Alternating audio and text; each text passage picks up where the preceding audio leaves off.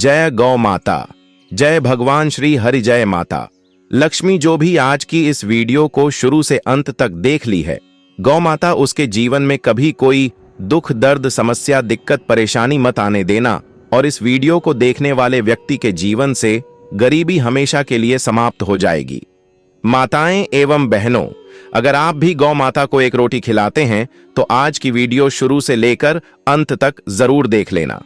यह वीडियो आपकी जिंदगी की सबसे चमत्कारी वीडियो बनने वाली है, इसलिए इस वीडियो को शुरू से अंत तक जरूर देखें और कमेंट बॉक्स में जय श्री हरि जय माता लक्ष्मी अभी लिख दीजिए, नहीं तो बाद में आप वीडियो में फिर खो जाओगे। भक्तों, स्वागत है आप सभी का महायोग टीवी चैनल में कि गौ सेवा से बहुत जल्दी शरीर पवित्र होता है, हृदय भी पवित्र होता है और गोविंद भी प्रसन्न होते हैं। यदि गाय घर में पाली जाए या गौशाला खोली जाए और गौ की सेवा की जाए, जिनके पास अर्थ है, भाव है। भगवान स्वयं श्री कृष्ण चंद्र जी ने गौ सेवा स्वीकार प्रकार की गौएं चराई। गौओं की परिक्रमा करने से जैसे आप प्रभु की बिहारी जी के मंदिर की 4 परिक्रमा करें तो जो फल आपको मिलेगा वही गाय की 4 परिक्रमा कर लें तो आपको प्राप्त हो जाएगा। गौ की प्रदक्षिणा से गावा प्रदक्षिणी कार्य वंदनिया नित्यसा, जो रोज गाय को प्रणाम करता है और गाय की प्रदक्षिणा करता है तो भगवत प्रदक्षिणा का उसे फल प्राप्त होता है। जहां गौएं विराजमान होती है वो बड़ा पवित्र दिव्य तीर्थ स्थल माना जाता है। गौएं जहां विराजमान रहती गौशाला में भजन करें तो कई गुना बढ़कर के प्राप्त होता है। स्वयं ब्रह्मा जी ने गौ को दिव्य गुणों से विभूषित बनाया है। संगीत प्राणा देवता या शुद्ध किमोहदिकम तक गाय के गोबर से जहां लेपा जाता है, वहां जिस देवता का आह्वान करोगे वही देवता आकर विराजमान हो जाएगा। अपवित्र भूमि में भी यदि गाय के गोबर का लेप कर दिया जाए तो परम पवित्र मानी जाती है गाय, बहुत पवित्र। जहां वो बैठती है, जहां वो मूत्र त्याग करती, गोबर त्याग करती, वो स्थान तीर्थ तुल्य पवित्र माना जाता है। भगवान जब गाय के पीछे पीछे चलते तो घोर उड़कर उनके मस्तक पर विराजमान होती, उनके मुखारविंद पर विराजमान थी। बाल गोविंद के अनिष्टों को दूर करने के लिए गाय के पूंछ को उनके ऊपर ऐसे झाड़ा देते थे। मैया जब गुरु मंत्र वैदिक सिद्धांत से दिया गया था, पहली बार तो पंचगव्य पिलाया गया था। गोमूत्रम गोमय क्षरम दधी सर्पतट गवा पंच पवित्राण पंत सकलम जगत। कितना भी बड़ा पापी हो, अगर पंचक पिलाया जाए तो वो वैदिक मंत्रों को स्वीकार करने लायक हो जाता है, पवित्र हो जाता है। पंचगव्य में 5 चीजें गाय की होती हैं: गाय का मूत्र, गाय का गोबर, गाय का दूध, गाय का दही और गाय का घी। ये 5 मिलाकर पंचगव्य पिलाया गया था। पहली बार जब वैदिक मंत्र दिया गया था तो पंचगव्य बनवाया था गुरुदेव भगवान ने सन्यास और वो पिलाया था। यह पंचगव्य पिलाने से अपवित्रता का नाश होकर पवित्रता का संचार होता है। इसलिए धन्य है उनका जीवन जो गौ सेवा परायण है, भगवत भाव से गाय में साक्षात भगवान का भाव रखकर गौ सेवा करते हैं। त्रिशिता गौर्ग बद्धाग कन्या रजसला देवशास्त्र सन्मालह पूर्णम पुराकम। यदि घर में गाय बंधी है और भूखी है और प्यासी है तो तुम्हारे सारे पुण्य नष्ट हो जाएंगे। अगर घर में रजसला कन्या बहुत काल तक है और उसका विवाह आप नहीं कर रहे हैं तो आपके सारे सुकृत नष्ट हो जाएंगे। यदि घर में ठाकुर जी विराजमान है और कर का पहनाया हुआ माला सुबह तुमने देख लिया तो तुम्हारे सारे पुण्य नष्ट हो जाएंगे, क्योंकि शयन कराते समय तुमने उतारा नहीं, अर्थात तुम सेवा में प्रमाद करते हो। तो देवता माल्य हति पुण्यम पुराम जैसे सुबह श्रृंगार किया तो रात्रि के शयन के समय वो हटा लेने चाहिए। मालिक जब हम शयन कराते हैं तो भले पुष्प सैया पर शयन कराए पर माला नहीं धारण, श्रृंगार का माला। अगर दूसरे दिन दर्शन किए क्यों पहने ठाकुर जी? तुम्हारे सुकृत नष्ट हो जाएंगे। गाय बंधी हो, घर में प्यासी है और भूखी है, तुम्हारे सुकृत नष्ट हो जाएंगे। तथा ग बद्धा, क्योंकि तुम्हारे पास है, सेवा करना चाहिए योगा। प्रतिसिद्ध चरती क्षण नरतस पूर्व पित कंपते पथमुखा। यदि गाय हरी हरी घास चर रही कहीं और तुमने डंडा ऊपर प्रहार किया, लाठी मारी तो तुम्हारे पितर खोपड़ी के बल नरक जाने के लिए तैयार हो गए। ये लिखा है चरंतिम स्वर्णम नरतस पूर्व पिता कंपते पथमुखा। इसीलिए क्या भारत से कहीं किसी की तुलना हो सकती है जहां गौ को माता की पदवी दी, जहां गौ को हम आराध्य देव के रूप में मानते हैं, आराधना करते हैं। गौ रक्षा गौ सेवा ये बहुत बड़ा इसमें छुपा हुआ है। स्वयं भगवान अवतरित होकर गौ जब गाय के रूप में पृथ्वी रमाती तो भगवान का अवतार हुआ है। बड़ा विचित्र समय आता चला जा रहा है कि अब आधुनिक यंत्रों की ऐसी सेवाएं हो गईं बड़ी बड़ी कि अब ना बैल की जरूरत है और ऐसे दूध की महंगाई बन गई कि अब देसी गाय 2 लीटर 3 लीटर 4 लीटर ऐसी कि 20-25 लीटर दे दो। कौन देसी गाय को? गौं का सेवा का भावना शास्त्र आज्ञा करता है कि जो प्रतिदिन अग्रग्रास परोभाव कर्तव्य भक्त अकम कुरम ना दुर्गति जे तुम्हारे गृहस्थ में घरों में पहले होता था, अब तो भगवान जाने जे पहली रोटी तवा में गई तो वो निकाल करके पक्की रखी जाती थी गौग्रास के लिए पहला रसोई में। तो इसमें लिखा प्रतिदिन स्वभोजनम, पहले स्वयं भोजन ना करके गाय के लिए ग्रास निकालना चाहिए। तो जिनके पास अर्थव्यवस्था जो गृहस्थ धर्म में है या जिनके पास अर्थ है कुछ रोज 1 रुपया निकाला, हम कह रहे रोज निकालो तो महीने में आरएस होते। आरएस में एक गाय को हरी घास तो एक टाइम पवा ही सकते हो ना। बहुत है तो 1-1 रुपया निकाल के अगर एक गाय को चारा दोगे तो एक बार का भोजन तो हो ही सकता है। आरएस में हरी घास जाकर उसके एक बार तो पवावा दोगे ना। अग्रग्रासे परोभावा कर्तव्य भक्त भक्ति पूर्वक गाय को एक ग्रास भोजन में 1 रोटी तो निकालना चाहिए। गाय के लिए ऐसा शास्त्र आज्ञा कहता है। जो ऐसा करता है तो अकित स्वयं आहार मकुर ना दुर्गति, अपने आहार से 1 रोटी निकालकर गाय को देता है और स्वयं 3 रोटी भले पाले 1 रोटी गाय को दे दी तो बोले उसकी दुर्गति नहीं होगी, अर्थात उसके अंदर भाव बढ़ता चला जाएगा भगवान की भक्ति में। और तेना सम्यक पितसिता देवास पूजिता गम, जो प्रतिदिन गौ ग्रास निकालता है अर्पित करता है तो उसको अग्निहोत्र करने का फल मिलता है, उसके पितरों को तृप्ति मिलती है और समस्त देवताओं के पूजन का फल मिल जाता है।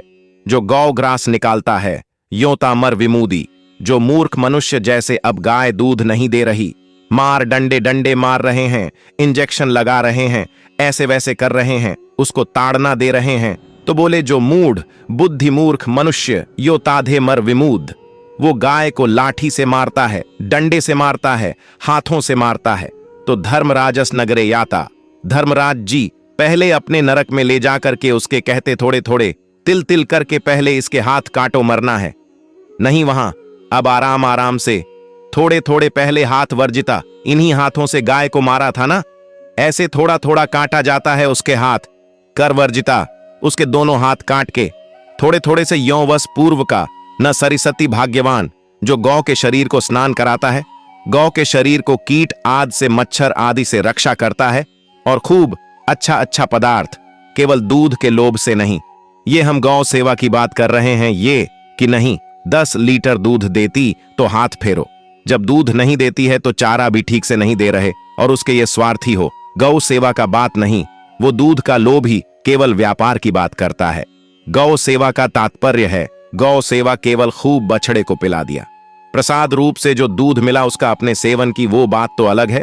अब बछड़े को तो जरा सा केवल पिनाने के लिए कर दिया और खूब सारा दूध लीटर में नाप करके जा रहा है और उस समय तक तो खवा पौगे ही खूब अच्छे से। उसके बाद जब दूध देना बंद किया, उसका आदर सत्कार खत्म, खोल के बाहर ऐसे वो प्लास्टिक खाते घूम रही, तो ये गौ सेवा नहीं मानी जाएगी, वो स्वार्थ पूर्ति मानी जाएगी। जो सदैव गौ सेवा करता है उसके डांस मच्छर हटाता है, स्नान कराता है, पीठ में हाथ फेरता है, उसके पूर्वज जो पितर होते हैं वो नाच पड़ते हैं, उनका मंगल होना शुरू हो जाता है कि हमारे वंश में गौ सेवक पैदा हुआ, बड़ा भाग्यवान है और वो गौ के द्वारा हमें तार देगा। ऐसा भाव गौ सेवा हमारे सनातन धर्म में बहुत बड़ा स्थान गौ सेवा का है। पर एक बात ध्यान रखें, इन सब सेवा का फल है भगवान के चिंतन में निरंतर वृत्ति डूब जाए, हमारी एक एक वृत्ति एक एक क्षण भगवान के चिंतन में डूब जाए। अगर नहीं तो हम आपको उत्तर दे रहे हैं, क्या महाराज मृग जैसा कोई गौ सेवक हुआ है? दानी भागवत में पढ़ लेना, करोड़ करोड़ गायों को करोड़ों गौशाला थी, 1-2 नहीं, इसलिए कह रहे हैं करोड़ों शब्द की आप उसको ज्यादा ना समझे। पृथ्वी के कोई भूमि के कण गिन सकता है, बारिश की बूंदें गिन सकता है, लेकिन महाराज मृग की गौएं जितनी दान की गई वो गिनी नहीं जा सकती थी। ऐसा वर्णन आता है, अरबों अरबद गांवों की सब स्वर्ण से अभिषिक्त करके ब्राह्मणों को दान करना, इतने बड़े गौ सेवक, इतने बड़े दान करने वाले एक चूक हो गई। ना दान लेने वाले तपस्वी ब्राह्मण की गाय किसी अन्य ब्राह्मण को दान कर दी। और वो ब्राह्मण ने जब गाय देखी बोली, मेरी गाय चुरा ली। बोले, महाराज निग दी। महाराज निग से गाय मेरी गाय है। तो उन्होंने कहा, गौशाला में आ गई होगी, आपको 10,000 गौएं देते हैं, आप अपनी गाय। बोले, मैं प्रतिग्रह नहीं लेता। जिसने दान लिया था उसने कहा, गाय यही ले जाऊंगा। तो उनका कहा, आप गाय छोड़ दीजिए, आपको 10,000 गाय देते हैं। बोले, नहीं लूंगा। बस अनजाने के अपराध ने गिरगिट बना दिया था, कुएं का गिरगिट। पर भगवान बड़े कृपालु हैं। गौ सेवक, इसलिए गोविंद द्वारिकाधीश जी ने उनका उद्धार किया। सब साधन का फल है। अच्युत भावना से युक्त होकर, भगवत भावना से युक्त होकर निरंतर भजन करते हुए सेवा परायण रहो। चराचर जगत की सेवा प्रय रहो। भजन करना ही सबसे बड़ा परम धर्म है।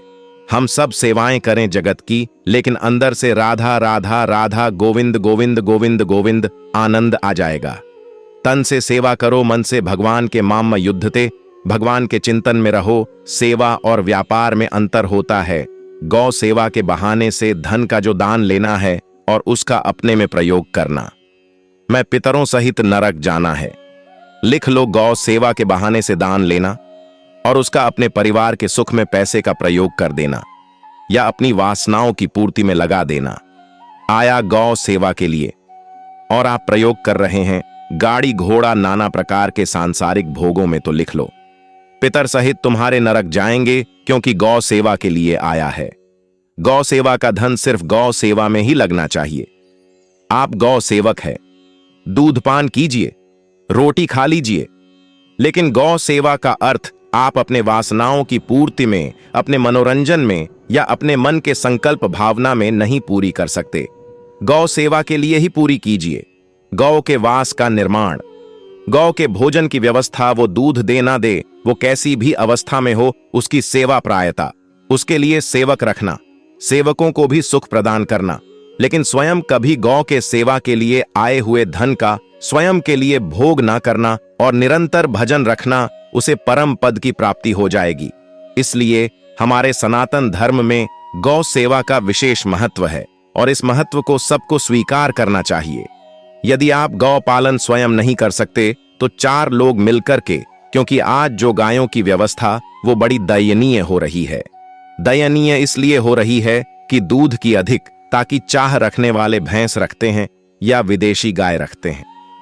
अपनी भारतीय जो देसी गाय है वो उतना अधिक नहीं देती कि 40 लीटर, 30 लीटर, 25 लीटर बहुत अधिक देगी, तो 5 और 8 लीटर देसी शुद्ध गाय अपनी जो है वो 8-10 लीटर बहुत, जब व्यवस्था नहीं तो अपने गांव में तो देखा है 2, 2.5, 3 लीटर से ज्यादा नहीं दे, 1.5 लीटर इधर, 1.5 लीटर उधर, या बहुत हुआ तो 2 लीटर पर वो स्वर्णिम दूध होता है।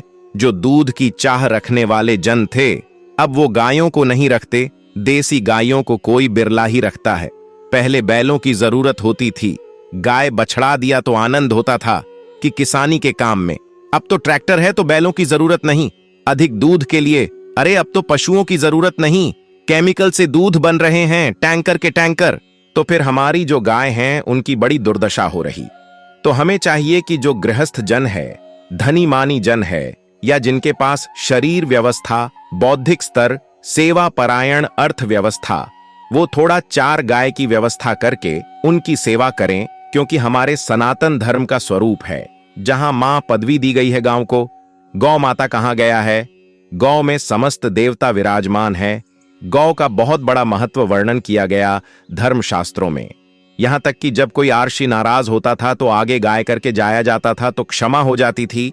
गाय को देखते ही वो क्षमा कर देते थे। बहुत महिमा वर्णन की गई है गौ की।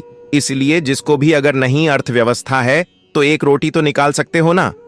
तुम्हारी रसोई में रोटी बने तो पहली रोटी निकाल लो, और आसपास जहां गाय बंधी हो तो उसको दे आओ जाकर, तो कम से कम धर्म का पालन हो जाएगा।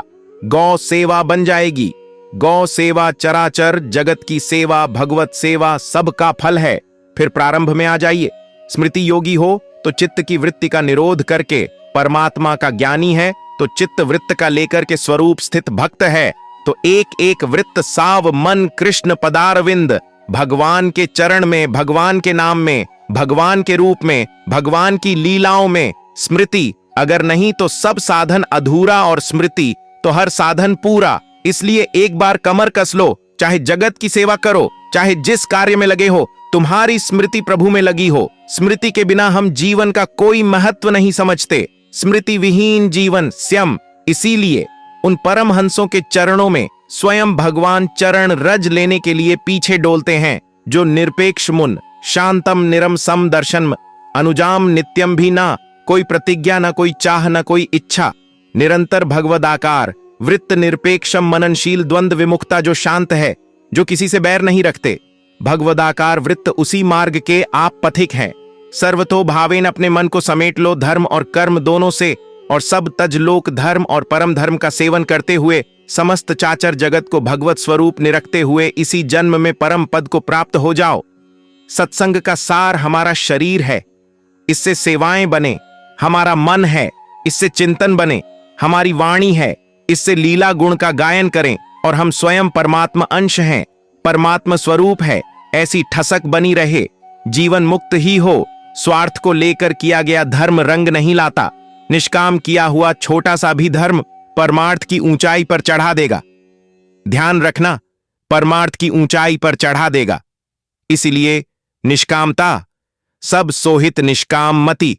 श्री वृंदावन विश्राम श्री राधा वल्लभ लाल को हृदय ध्यान मुख नाम और उसे ग्रहण करके सम्मान देता है, तो ऐसे व्यक्ति पर मां अन्नपूर्णा सदैव प्रसन्न रहती है। परंतु इसमें एक बात का ध्यान देना बहुत ही आवश्यक है। बासी रोटी को जब भी आप खाएं या छोटे बच्चों को दे, तो पहले आप उसे अच्छे से चेक जरूर कर लें।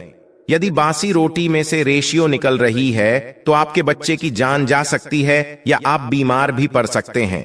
बासी रोटी भले ही किसी चमत्कार से कम ना हो, परंतु लंबे समय तक बासी रोटी घर में रखना जहर के समान मानी जाती है। इसीलिए रेशियो वाली रोटी कभी भी ना खाएं।